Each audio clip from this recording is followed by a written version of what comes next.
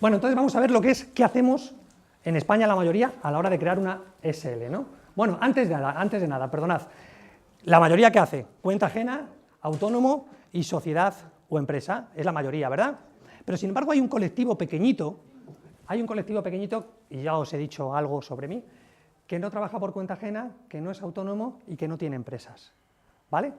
Entonces, ¿de qué estamos hablando? De que tú puedes ser accionista de empresas, puedes operar, por ejemplo, desde casa en temas inmobiliarios o tener un negocio en internet. Y vamos con esto es lo que yo quería, lo que decíais vosotros, ¿no? Más o menos, andar por casa. Por ejemplo, cuando quieres montar una SL, esto es vital que lo entendáis y vais a saber dónde quiero llegar. Buscas un nombre, nombras al administrador. ¿A quién nombras al administrador generalmente de la empresa? O tú mismo, tu pareja, ¿vale? ¿No es así? Es lo que yo he hecho con las empresas que he montado, ¿vale? Entonces, avalas con esa sociedad o con tu persona, lógicamente, cuando ¿qué? Y acordaros de esto, porque no es lo mismo que avale la sociedad un préstamo, que tiene una responsabilidad limitada de 3.000 euros, a que avales tú como persona. Eso tenerlo cuidado, tenerlo en cuenta. No piensas en tener empresas fuera de España para realizar operaciones con ella. Todo lo firmas tú o tu pareja. Lógicamente, sois los administradores y prácticamente los únicos accionistas, o le das un 15% o un 30% o un 40%, menos del 50% para tener tú la mayoría a alguien, y compras acciones a tu nombre, lo que acabo de decir, tanto de la sociedad como en la bolsa, etc. ¿Vale? Muy bien, sí, esto de la bolsa tiene miga. Bueno, esto es lo que hacemos, luego lo cuento. Esto es lo que hacemos normalmente. Ahora os digo lo de la anécdota, ¿vale? Bueno, venga, lo digo ahora.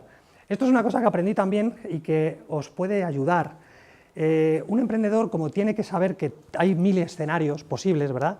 Y hasta que no te ha pasado una desgracia, no te das cuenta y dices, ostras, tenía que haber hecho esto, ¿no? Y esto es lo que me enseñó uno de mis socios, que se ha convertido ahora socio mío, o yo suyo, dámelo como quieras, y este hombre me dijo, Juan, ¿cuántas empresas tienes? Le dije varias, y me dice, ¿pero tú las tienes divididas en buenas o malas? Y digo, ¿cómo buenas o malas? Sí, en niñas bonitas y niñas no tan bonitas. Digo, no te entiendo. Dice, sí, dice, es muy importante que cuando tú montas una empresa, tienes que distinguir aquellas empresas que son buenas en el sentido de que son inmaculadas. ¿A qué me refiero inmaculadas? Pues que no tiene riesgos, que tiene bastante efectivo, bastante cash, que cualquier inmueble que pongas está pagado, que no tienes préstamos o tienes préstamos insignificantes. Esa sociedad que cualquier banco que la vea diga, wow, qué sociedad más bonita. Y la sociedad mala no es que sea una sociedad pirata, simplemente que es una sociedad que ¿qué? Es una sociedad que sí tiene riesgos, que avala a una tercera, que tiene igual algo de pérdidas o no, es decir, una sociedad que no es porque tú lo hagas a propósito, pero sí es importante saber en qué sociedad vas a meter cualquier cosa, desde la compra de una oficina o hasta el tema de empleados. No es lo mismo que un empleado te meta una denuncia en una empresa buena, que te la meta en una empresa mala, donde no va a poder rascar porque no hay patrimonio limpio. ¿Entendéis la diferencia entre empresa buena y mala? Eso se me quedó grabado, es interesante. Lo de las multas tiene que ir también por ahí. No digo que esté bien hecho, pero la gente que sabe, tristemente, y esto me dolió conocerlo, me dolió porque dije, jolín, ¿en qué mundo tan pirata vivimos? ¿No? Esto tampoco lo pongas, pero bueno, ¿en qué mundo tan pirata vivimos? ¿No? Claro, ¿por qué? Al final vas a tener que hacer 1000 cortes. Claro, porque aquí aprendí que hay gente que tiene un montón, hay empresas que tienen un montón de coches a nombre de empresa, que son empresas malas. ¿Qué significa eso? Que no pagan multas jamás y que no les tocan porque no pueden rascar de esa empresa. Y dice uno, me cago en la leche, y el pobre ciudadano que le están friendo a multas, y la gente que sabe se aprovecha de eso, y no hay nada, no hay justicia, lo que decíamos, para evitar eso, ¿no? Me sorprendió ese tema, fue curioso. Bueno, yo creo que para mí esto tiene mucho sentido, es lo que me enseñaron a hacer y es lo que me ha permitido a mí, bueno, pues recuperar mucho del patrimonio que perdí. Entonces, bueno, lo primero, compras una sociedad ya creada, ¿vale? Ya está, ya creada, no la creas tú, ya está creada. ¿Y dónde la compro? Buena pregunta. Hay un montón de empresas solventes que venden sociedades de nueva creación y que además te dan el administrador ya con la sociedad, va con el paquete y va con una carta de cesión, con lo cual lo tienes todo. Es decir, podrías poner dos tipos de administrador. Uno, un familiar, un conocido. Dos, un desconocido total. O tres, un administrador que viene ya con la empresa. Como tienes la carta de cesión, ningún problema, tú viene ya firmada, tú lo vas a cesar cuando quieras. ¿Se muere? da igual, tiene la carta de cesión firmada sin fecha, ¿vale? Yo os digo, esto es lo que hace la mayoría de los actores políticos. Veréis qué pasa en Europa, no es que España sea un país de piratas, es al contrario. España ha aprendido de Inglaterra, vais a ver ejemplos y modelos de dónde está copiado esto. Esto no es que haya una laguna ¿me entendéis?, en la ley, para nada. Esto es algo que se lleva haciendo muchos años e insisto que vais a alucinar con lo que se hace fuera de España. Y que es totalmente legal, lo vais a ver, podéis ir a cualquier abogado de esos países y os lo van a hacer. Y es muy parecido a esto, muy parecido. La carta de renuncia, compras casi un 100%, porque si no sería unipersonal. ¿Por qué compras casi un 100%? Porque no se registran. ¿Por qué la ley permite eso? Que la venta de acciones no se registre. Para que tú seas totalmente anónimo, para que nadie sepa si la empresa es tuya. ¿Por qué lo permite Hacienda? Pues porque mucha gente de Hacienda lo hace y mucha gente de otras profesiones lo hacen. Es duro, ¿verdad? Y ya os digo que os va a chocar todo esto, pero es una realidad. Por lo tanto, figúrate, el administrador te da un poder específico, no general. Sabéis que hay dos tipos de poderes, que te puede hacer un poder específico o general. Si es general, va a haber bancos que te van a decir que lo tienes que inscribir en el registro, y tú no quieres que en el registro aparezca tu nombre. Yo estoy hablando de cómo tú puedes desaparecer, es decir, de tú cómo puedes ser dueño de varias empresas y te pase lo que te pase, Hacienda, te ocurra lo que te ocurra, tú puedas de alguna manera ser invisible. Y lógicamente, ¿quién controla la empresa? Tú. ¿Quién tiene el poder? El poder específico es que te deja operar con varios bancos. ¿Me entendéis? Operas con distintos bancos y puedes funcionar con la sociedad exactamente igual. Puedes contratar personal, alquilar, exactamente igual. El administrador no lo necesitas para nada. El general es que tienes un poder general para todo. La mayoría de la gente cuando pide un poder, da un poder para todo. Cuando por ejemplo, yo tengo un poder de mi hijo y lo normal es que cuando vas al notario dices, dame un poder para todo, para poder hacer absolutamente todo, si es un hijo o es una persona muy allegada, ¿vale? Y específico es que vas a decir que ese poder es solamente para ciertas cosas, y en el caso de banco, porque ¿para qué necesitas un poder? Para poder abrir cuentas, para poder sacar dinero, para poder pedir préstamos, para poder comprar, vender, pero tiene que ser específico en el sentido de que tienen que ser varias cosas. Luego tú vas a poder hacer otro poder diferente, ¿vale? También lo vas a poder. Por eso es importante que el administrador lo tienes que conocer, porque te tiene que hacer ese poder. Este poder también te lo hacen directamente en estas grandes multinacionales que hay en Madrid, Valencia, Barcelona, son multinacionales donde te dan todo el paquete, te dan el poder, te dan el administrador, te dan la sociedad y tú, claro, y tú la controlas, claro, todo, yo os voy a dar todo. Entonces, pero no ahora. Entonces, todo eso lo tienes y ya con eso tú eres dueño de una sociedad, tienes tus acciones, ¿vale? Tu escritura de acciones, donde tú eres el propietario y tú se la puedes enseñar a quien quieras se la puedes enseñar, pero no aparece en el registro que esa empresa es tuya, ¿vale? Por lo tanto, si tú te casas con una loba, Dios quiera que no, y la loba te quiere coger todo, y esa empresa no sabe, perdonad, loba o lobo, y esa persona no sabe que esa empresa es tuya, nunca te podrán enganchar todo lo que tenga esa empresa, ¿vale? Entonces, este es un ejemplo de por qué hay muchos inmuebles que nadie sabe quién es realmente el propietario, inmuebles o empresas, o lo que sea. Vale, voy a seguir con el ejemplo porque no termina aquí. Das orden de inscribir al registro mercantil al nuevo administrador. Tienes su carta de cese para tu tranquilidad. Tienes tu escritura de que eres el dueño de la sociedad, tú y tu pareja o quien tú decidas. Hoy por hoy, y esto lleva ya tiempo, no se registra en la venta de acciones, es de locos. Significa que tú puedes ser dueño de varias empresas y nadie se entera. Pero no se registra en la venta de acciones, el registro mercantil. Si tienes la escritura, ¿puedes aparecer registrado? No. La venta de acciones no. Vale. Tiene escrito el administrador y la sociedad.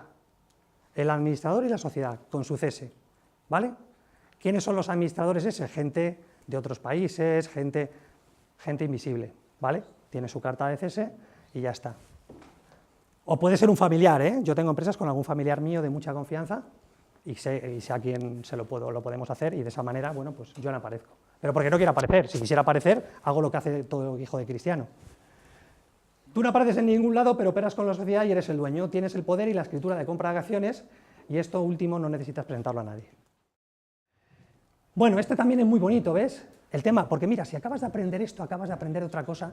Cuando yo decía tu abuelo, tu abuela, tu padre, tu madre, ¿por qué interesa? Porque si tú sabes hacer esto, cuando alguien se va a morir, ¿cómo pasas el patrimonio o el dinero de un lado a otro? Si lo tienes todo a tu nombre, estás muerto. Pero mira, la gente que sabe, aparte del impuesto de sucesiones, de que está exento en la Comunidad de Madrid o no, pero bueno, los que saben dejan su patrimonio limpio, transferible, sin pagar impuestos, legalmente y anónimo. ¿Ves la diferencia entre que tú al final has trabajado toda tu vida para que llegue el fisco, que no digo que esté mal o bien, pero llega y te pega un meneo? Y bueno, ¿y cómo es que la gente que sabe lo hace sin que le peguen un meneo? Acabáis de aprender una forma. Vamos rapidito con estructuras fiscales solamente para aquellos emprendedores que digan, oye, tengo una alternativa y es montar una estructura fiscal. Esto es teoría pura y al final estas estructuras fiscales, todas legales, por favor no penséis que esto es ilegal, todo esto lo haces con la más absoluta legalidad, te lo ponen en bandeja todo. Minimizar el pago de impuestos y salvar nuestro patrimonio. Esto es lo que vamos a ver con lo que son las estructuras fiscales. Lo mismo, no es lo mismo tener plusvalías de USA o tener plusvalías en Europa, no es lo mismo, hay una estructura fiscal diferente. Y también dónde yo voy a operar con mi negocio, en dónde voy a operar, dónde se producen las plusvalías, ¿vale? Voy a dar pequeños flashes porque es un poquito denso todo esto. Dime. El beneficio que tú obtienes en cada transacción, a eso llamamos plusvalía, ¿vale? Podría ser plusvalía o minusvalía, es decir, minusvalía es cuando palmas.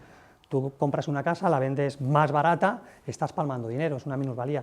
Pero generalmente cuando tú montas una estructura fiscal, es decir, montas una empresa en otro sitio, nosotros hemos montado hace unos meses una en Londres, como os podéis imaginaros, totalmente opaca y es muy sencillito, sin IVA, no pagas nada, no te piden autónomos, es otro mundo lo que es en Londres, Inglaterra. Y lo mismo, ¿no? Es un poco el tema de los impuestos brutales, no tiene nada que ver con España, ¿no? Pero eso lo podéis hacer vosotros, totalmente legal, igual. Bueno, debes elegir el qué. Mira esto, vuelvo a lo mismo que he dicho antes que era un paraíso fiscal. El paraíso fiscal, que era algo que. He dicho que era algo que legal, es que es legal, es decir, vamos a ver, no digo que lo hagáis, porque generalmente si tú tienes una empresa en un paraíso fiscal, aunque Hacienda está pegándote pellizcos y Hacienda encantado, porque te pega el pellizco de cada factura, ya no hablo de lo que es el impuesto de sociedades, porque no puede meterte mano ahí. Fíjate tu Hacienda qué lista es. Porque claro, ¿dónde está la empresa? En Panamá, en un montón de paraísos fiscales, donde tú quieras. Pero ¿qué hace Hacienda? No te preocupes, tú cada vez que factures, ¡plas!, te arrea y te quita el 25. Pero bueno, igual a ti te compensa. Pero es legal, porque Hacienda lo sabe. Y luego, sociedad no residente en un país no paraíso fiscal. Por ejemplo, Inglaterra, Holanda, Francia, Italia, hablando de Europa.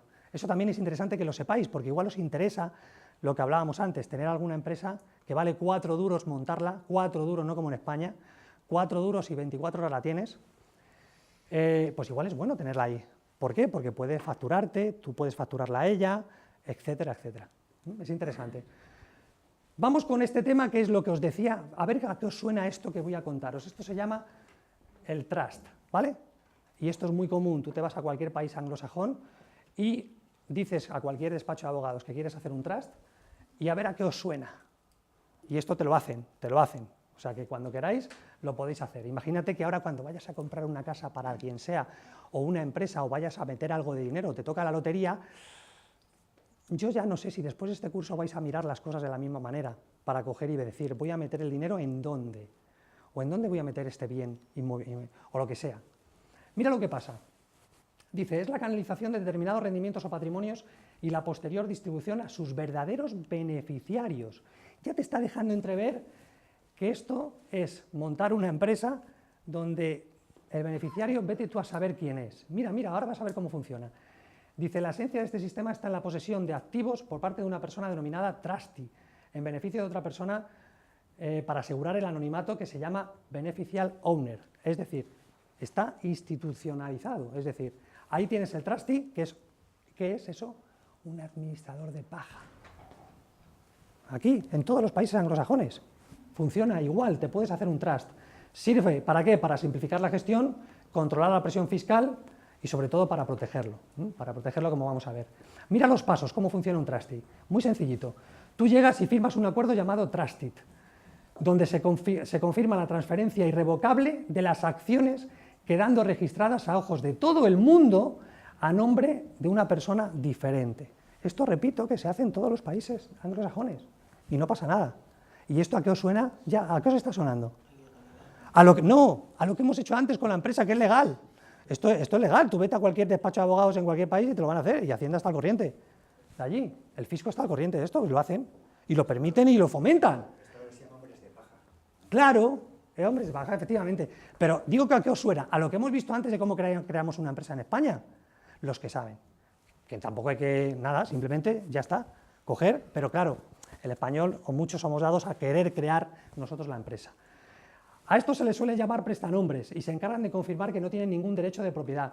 Lo confirman con una carta a la empresa en la que no figura el nombre del propietario. Le hacen firmar al tío todos los papeles sin que figure el nombre del propietario, como pasa en España con el tema de la carta del cese del administrador. Se entregan todos los certificados de acciones al verdadero propietario junto con la documentación que acredita su transferencia, pero dejando en blanco el nombre del beneficiario. O sea, que tienes una empresa donde tú todavía no has puesto el nombre de quién es el verdadero propietario. Con lo cual se podría dar la paradoja haciendo un trust en cualquier país anglosajón, ¿de qué? Donde tú le puedes dejar todo eso a nombre de un amigo, vecino, quien sea, a través de un trust. Las acciones se convierten así en acciones al portador, es decir, quien tenga ese papel, esas acciones, es el verdadero dueño de esa empresa, y es una empresa que puede facturar, que puede mover exactamente igual que una empresa española. Hay muchos trusts que tú no sabes que son así, y son empresas irlandesas, británicas, de todo. Suizas también. Entregan una carta de dimisión renunciando a cualquier reclamación o derecho sobre la sociedad, lo mismo que antes. Se entrega la escritura en beneficio del propietario de sus representantes. Lo mismo que hemos visto antes, pero se denomina desde hace muchos años trust. Entonces, si alguien quiere a uno de estos despachos de abogados internacionales preguntarle, podéis ir y se lo comentáis. ¿Vale? Puedes hacer lo mismo, puedes limitar los poderes al trustee. El trustee es el hombre de paja, que dice el caballero. Puedes encontrar profesionales que te lo van a hacer y la finalidad es ejercer de pantalla, que nadie sepa lo que tienes fuera, por eso digo que me extraña tanto lo de Granados, no entiendo, y de protección de la tributación. Perdón, Juan. Dime. Esto es con el único objetivo de proteger, ¿no? No es un tema de... También de pagar menos impuestos, porque en Irlanda, en Gran Bretaña, en otros países anglosajones, pagas menos impuestos, con lo cual estás protegiendo el patrimonio y el dinero, porque ¿qué es protegerlo? Es que te pase a ti cualquier cosa y eso... No, te vas a sorprender, no. Vamos a ver, si vas a montar, si no tienes negocio montado, si no estás generando ingresos, estamos hablando que esto te puede costar alrededor de los 6.000, 7.000, 8.000 euros, aproximadamente, o menos, el trust, ¿eh? Hay otras cosas más baratas. Yo insisto, yo empezaría por aquí, por España, que es totalmente de andar por casa y al final es muy parecido a un trust. Lo que he dicho, cómo montar una empresa. Lo de cómo montar una empresa, lo que es la parte primera, que es lo mismo que esto. ¿Cómo? Claro, mucha. Yo he visto vender sociedades, pero por un tema de tiempos, no por un tema de opacidad, ¿sabes? O sea, eso sí lo he visto, pero no he visto nunca... Porque hay un 3-4% que sí lo sabe, ahora lo sabes tú también. ¿Sabéis lo que es la sociedad no residente? Lo mismo, en el caso del trust es para tú estar invisible, y en el caso de una sociedad no residente, da igual que la montes tú a tu nombre. Una sociedad no residente es cuando montas una sociedad en un país donde tú no resides. Por eso se denomina no residente. ¿Vale? Dice, es un tipo de sociedad, mira lo que dice, es un tipo de sociedad que se constituye en países determinados que no tributan en el país de constitución. ¿Por qué nos hemos ido a Londres? Mi socio y yo, ¿por qué a montarla? Porque no tributan en el país de constitución, siempre y cuando todos los beneficios que genere dicha sociedad provengan de fuera. ¿De dónde provienen los beneficios? De fuera de Londres, de otros países que no es de Londres.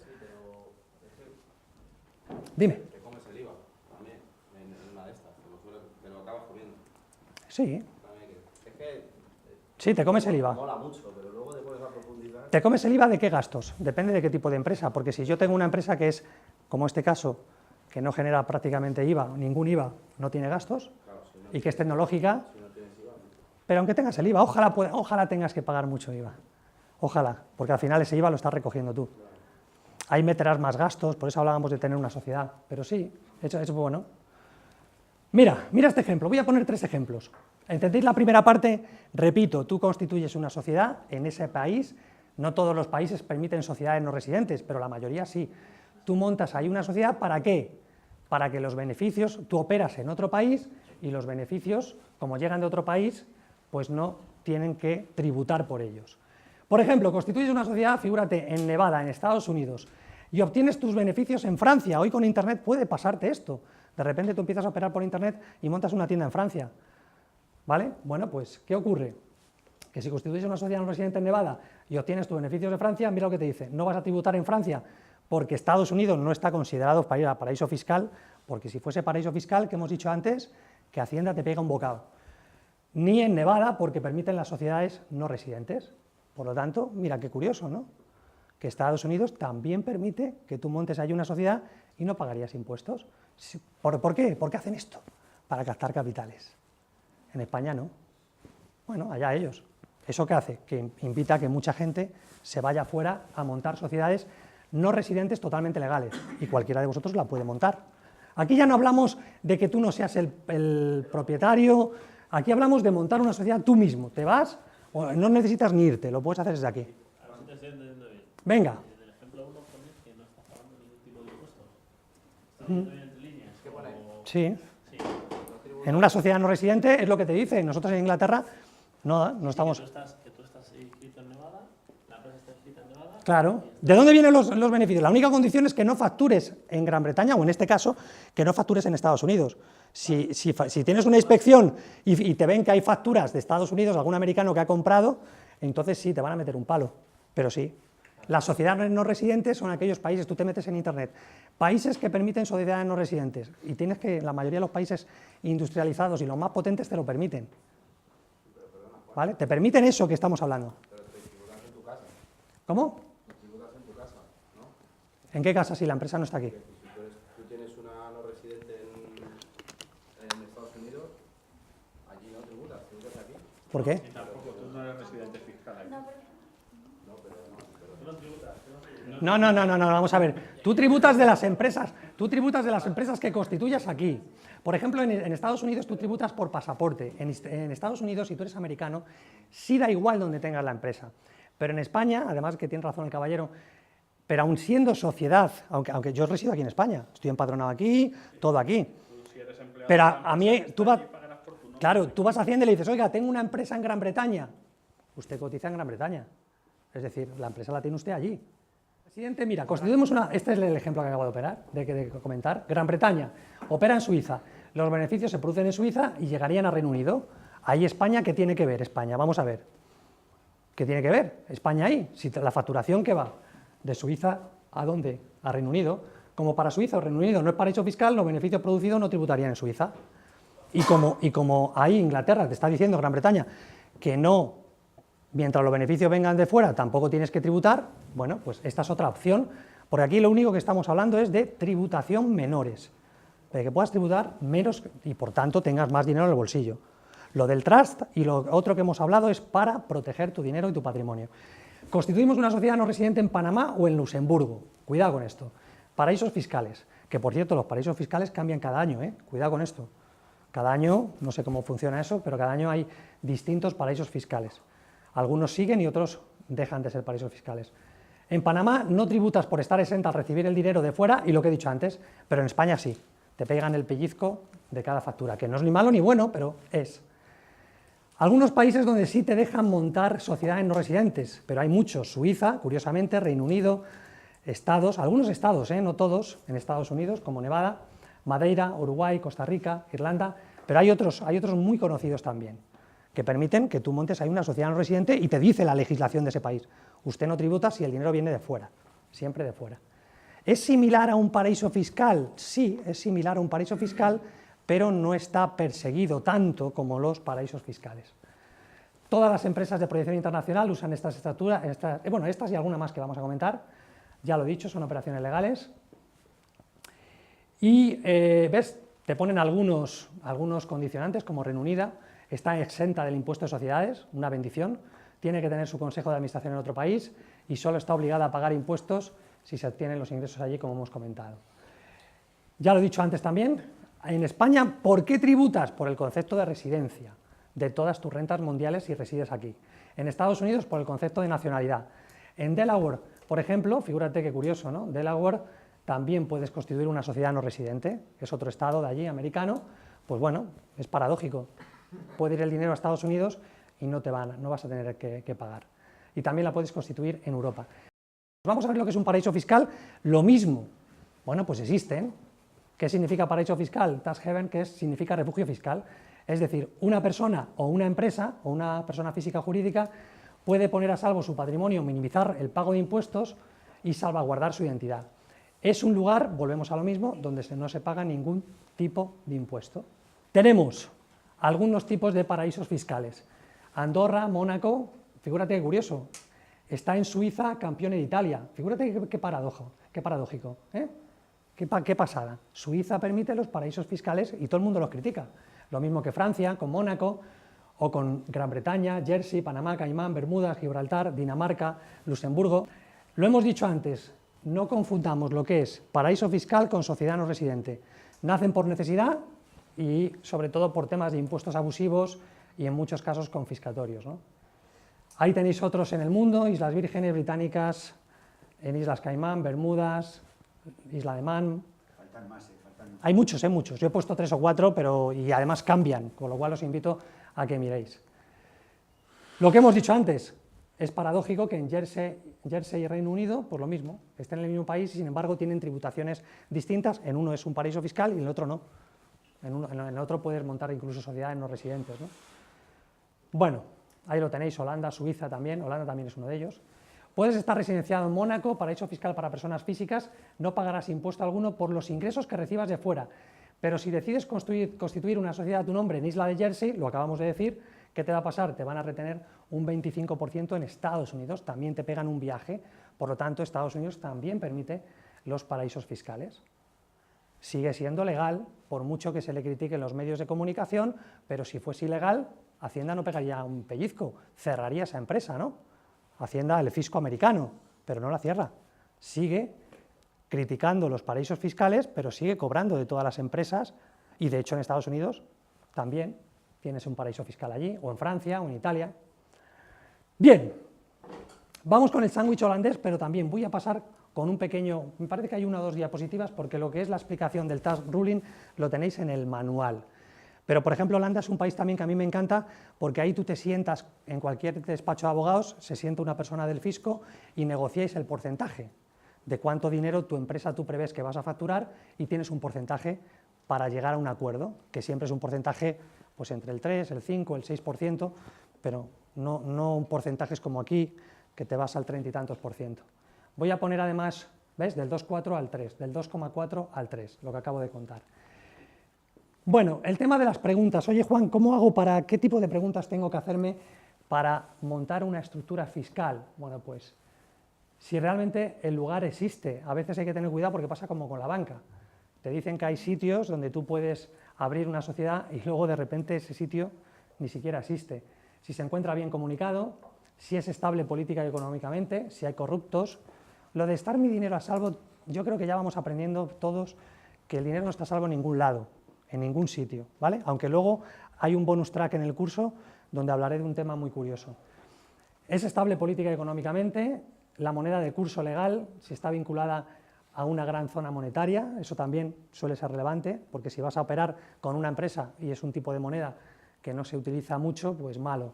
El control de cambios, ¿sabéis lo que es, verdad? El control de cambios es la libertad de poder pasar dinero a un país o no. Bueno, pues hay países donde tú puedes pasar libremente cantidades asombrosas de dinero. Bueno, pues eso también es interesante saberlo. No digo que sea lo más importante, pero bueno, es bueno saber, preguntar, oye, ¿este país a la hora de montar una sociedad no residente tiene control de cambios? Sí, no. Pues si es que no, puedes pasar dinero allí. Dispone de una profesional estructura social, abogados, médicos, hospitales. ¿Cuáles son los costes? Lo que habéis preguntado. Costes generales de constitución, contabilidad. Mirar mucho, porque hay mucha diferencia. Hoy en Internet yo me he encontrado que hace unos años, cuando yo empecé con estos cursos, cobraban también 6.000, 8.000, 12.000, 15.000 euros por hacer cosas de estas, y de un año para acá lo puedes hacer por Internet incluso, ¿vale?, con despachos muy, muy curiosos y unos costes mucho más pequeños. Bueno, los paraísos para personas físicas, lo hemos comentado un poquito por encima: Mónaco, Andorra, Campione, Jersey. Por eso hay tantos millonarios viviendo en esos países, ni más ni menos, porque lo permite tanto el país de origen como el Estado. tendremos que residenciarnos allí, vivir más de 6 meses y un día en nuestro paraíso particular, el paraíso que nosotros decidamos vivir allí, si queremos hacerlo. Aunque luego hay sentencias en los juzgados donde incluso viviendo 6 meses y un día fuera, pues si te pillan que tienes patrimonio o bastante patrimonio en España, por ejemplo, pues te pueden condenar por ello, o sea, hay de todo. No puede ser de la misma nacionalidad del paraíso y luego, pues, bueno, pues, por ejemplo, en Mónaco, pues no puede un francés irse allí a vivir. Tiene que elegir otro tipo de lugar. Vamos a poner este ejemplo que es muy ilustrativo, para que veamos un poco, a ver un ejemplo práctico. Mira, imagínate que hacéis una operación, cualquiera de vosotros, de portátiles de diseño, y vendéis 500 portátiles. Imagínate, haces una operación y dices, bueno, ojalá pase, y dices, bueno, voy a comprarlos en USA y los voy a vender en España, y obtienes 628.000 euros de beneficio en esa operación, por lo que sea. Mirad la diferencia que hay entre hacer una cosa, otra o la de más allá. Por ejemplo, en el primer supuesto, si eres residente española y eres, bueno, pues vas a pagar del 25 al 48% de media, va a depender si tienes una sociedad, beneficios, si estás como autónoma, por lo tanto, de esos 628 te van a pegar un pellizco de 219.800 euros. No está ni mal ni bien, pero te los van a quitar, ¿vale? Ahí, esto tienes que contar con ello como media. Vamos a suponer que María José es residente fiscal en Mónaco, es decir, antes de hacer esa operación, o la hace a nombre de un tercero, ¿qué hace? Pues si está siendo residente fiscal en Mónaco, está exenta porque esos ingresos provienen de fuera. Pero, mira lo que pone aquí, el fisco, si tienes una inspección, puede entender que dispones de un establecimiento permanente en España y te impondrían una sanción además de los 219.000, o sea, no palmarías solamente esta cantidad, sino además una multa. Supuesto 3, es residente fiscal en Reino Unido, tributa una cantidad fija, figúrate Reino Unido, qué bueno, ¿eh? Una cantidad fija, no un porcentaje. Vas a Reino Unido, tú estás como residente fiscal allí y 30.000 pavos en esta operación, siempre que los ingresos vengan de fuera y no sea británico. Si María José quieres más tranquilidad o realiza estas operaciones más habitualmente, sería positivo crear una sociedad no residente en un país que no sea paraíso fiscal. Y lo mismo, cuidado, porque sí, estamos pagando menos impuestos, pero o no tenemos un trust, o no tenemos una empresa de paja, como decíamos antes, o como veíamos en el primer supuesto. Si te ha gustado este vídeo puedes hacer 3 cosas. 1. Suscríbete a nuestro canal de YouTube, Máster de Emprendedores. 2. Compártelo con tus familiares y amigos en redes sociales. Y 3. Visita masterdeemprendedores.com y apúntate a nuestra lista de correo para recibir los regalos y la información que vamos mandando. masterdeemprendedores.com